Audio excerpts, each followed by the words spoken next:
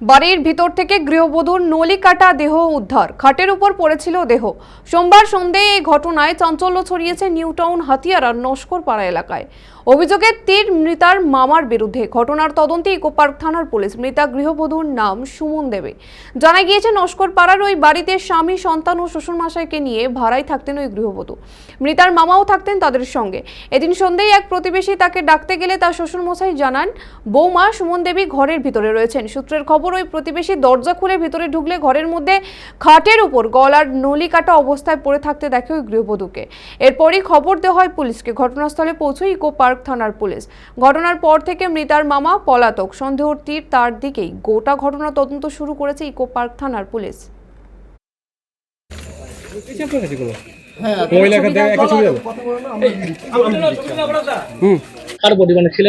মেয়ের বউটার বাড়ির বউটা। কজন থাকতো কোথায়? ওরা 5 জন থাকতো। কি সম্পর্ক কি হয়? যাকে মেরেছে সেটা হচ্ছে বউ, আর বউটা বলতে একটা সম্পর্কে বলছে একটা ভাই থাকতো মনে হয়, আর ওনার শ্বশুর তো ঘরেই আছে। বাড়িতে কজন থাকতো? 5 জন, স্বামী স্ত্রী, একটা বাচ্চা, আর বলছে বউটার একটা ভাই আর শ্বশুর। গলা কাটা অবস্থায় কি বডি পড়েছিল? হ্যাঁ, কি অবস্থায় পড়েছিল? বডিটা কি অবস্থায় পড়েছিল? গলার নিচে 5 বালিশ দেওয়া ছিল, আর ঘাটটা এরকম করা, গলাটা এতটা ফাঁকা করা রয়েছে। নাম কি জানেন? নাম? না, নাম জানি না। এটা কি নিজেদের বাড়ি? হ্যাঁ, নিজেদের বাড়ি। ভাই পরিচয় দিয়ে থাকতো কি এটা?